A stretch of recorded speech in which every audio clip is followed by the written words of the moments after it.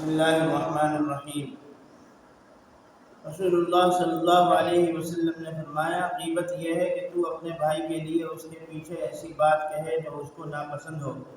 کسی نے عرض کیا، اگر واقعتاً اس کے اندر وہ بات موجود ہو؟ فرمایا، تبھی تو غیبت ہے، ورنہ تو الزام اور بہتان ہے جو غیبت سے بھی زیادہ سخت ہے۔ کسی کا مقولہ ہے، اگر بری نیت سے کسی کے لیے کہا جائے تو اس کا کرتا مثلا اونچا یا نیچا ہے تو یہ غیبت ہے۔ رسول اللہ صلی اللہ علیہ وسلم کی خدمت میں ایک عورت آئی جو ٹھگنی تھی۔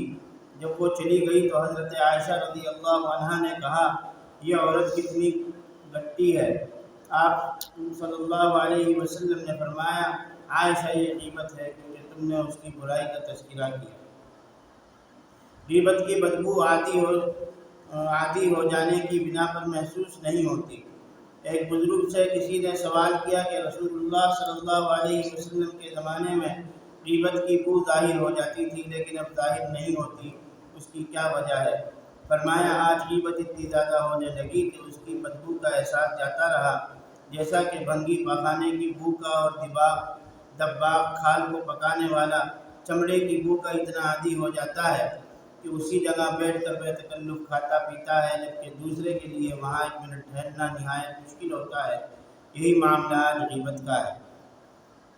دیکھیے، یہ بڑی اہم بات آپ صلی اللہ علیہ وسلم نے اس میں بیان فرمائی ہے، جو اس وقت سوسائٹی کے اندر بہت زیادہ رائج ہو چکی ہے کہ ایک دوسرے کی برائی کرنا اور اس کو برا نہ سمجھنا۔ ایک تو برائی کرنا، پھر اوپر سے یہ کہ اس برائی کو برا نہ سمجھنا، یہ اس سے بھی برا ہے۔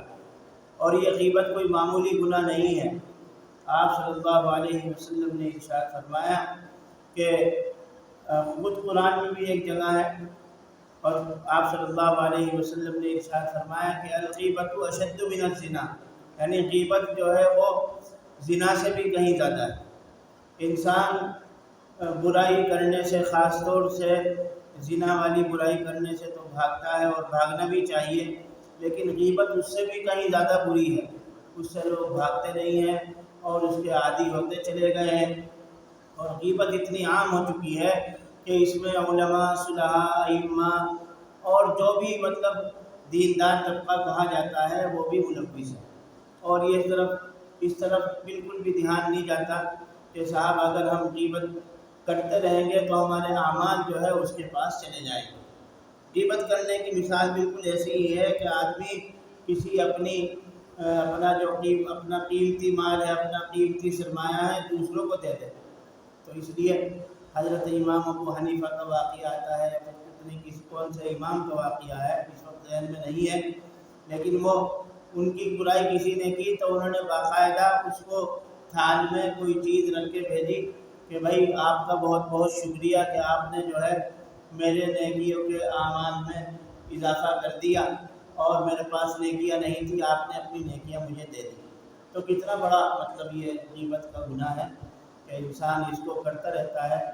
تو ہمیں اپنی مجلسوں کو غیبت سے پاک کرنا چاہیے، اور باقاعدہ غیبت کی ایک بدبو ہوتی ہے جو محسوس کی جاتی ہے، لیکن کیونکہ معاشرے کے اندر یہ پھیل چکی ہے، اور بالکل اچھی مثال یہاں پر دی گئی ہے کہ جب آدمی کوئی گندی جگہ پر رہتا ہے تو جب شروع میں رہتا ہے تو اس کا احساس ہوتا ہے، لیکن جب وہاں رہتا اس کا عادی ہو چکا آتا ہے تو پھر اس کی برائی بھی اس کے دل سے نکل جاتی ہے، اور اس کی بدبو بھی اس کے لیے ختم ہو جاتی ہے۔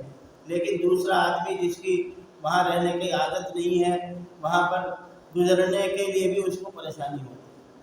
تو جب بھی کوئی اللہ والا آتا ہے ہمارے درمیان تو اس چیز کو محسوس کرتا ہے کہ ہم لوگوں کے درمیان میں کتنی غیبت جو ہے پھیل چکی ہے۔ اس لیے اس گناہ کو چھوڑنے کی سب سے زیادہ ضرورت ہے۔ جہاں اور گناہ کو چھوڑنے کی ضرورت ہے، اس گناہ کو بھی چھوڑنے کی بہت زیادہ ضرورت ہے، کیونکہ اس کی طرف سے ہمارا دھیان نہیں ہے، ہم اس کو جو ہے بہت معمولی سمجھتے ہیں۔ تو اس لیے کسی نے کہا ہے، آپ صلی اللہ علیہ وسلم کا یہ قول نقل کرتے ہوئے کہ 3 چیزیں اعمال یعنی ان کی نورانیت اور ثواب کو ضائع کر دیتی ہیں۔ نمبر 1 جھوٹ، نمبر 2 چغلی، اور نمبر 3 کسی کے ستر کو دیکھنا۔ یہ چیزیں برائی کی جڑ کو سیراب کرتی ہیں، جس طرح پانی درخت کی جڑ کو۔ تین چیزیں رحمت سے دور ہیں، جس مجلس میں تین باتیں ہوں گی اس سے رحمت دور رہے گی۔ نمبر 1 دنیا کا تذکرہ، نمبر 2 ہنسی، اور نمبر 3 غیبت۔ تو کتنی بدترین چیزیں ہیں جو اللہ کی رحمت سے ہم کو دور کر دیتی ہیں اور اللہ کی لعنت سے ہمیں قریب کر دیتی ہیں۔ اس لیے میرے بھائیوں، ضرورت اس بات کی ہے کہ غیبت سے بچا جائے اور نیکیوں کو اختیار کیا جائے، اور جو اس سے پہلے حدیث بیان کی گئی ہے، من کان یؤمن باللہ والیوم الآخر فلیقل خیرا او لیصمت، کہ جو کوئی بندہ آخرت کے دن پر ایمان رکھتا ہے وہ اس کو چاہیے کہ وہ یا تو اچھی بات کہے یا پھر خاموش رہے۔ اس لیے آدمی کو اگر بولنا ہے تو اچھی بات بولے، اور اگر نہیں بولنا تو خاموش رہے، ضروری کوئی ہے بولنا۔ تو اس لیے اللہ تعالیٰ سے دعا ہے کہ اللہ تعالیٰ ہمیں ان باتوں پر عمل کرنے کی توفیق نصیب فرمائے، فہم سلیم اور بصیرت سے نوازے۔ صلی اللہ تعالیٰ علی خیر خلقہ محمد و آلہ و صحبہ اجمعین برحمتک یا ارحم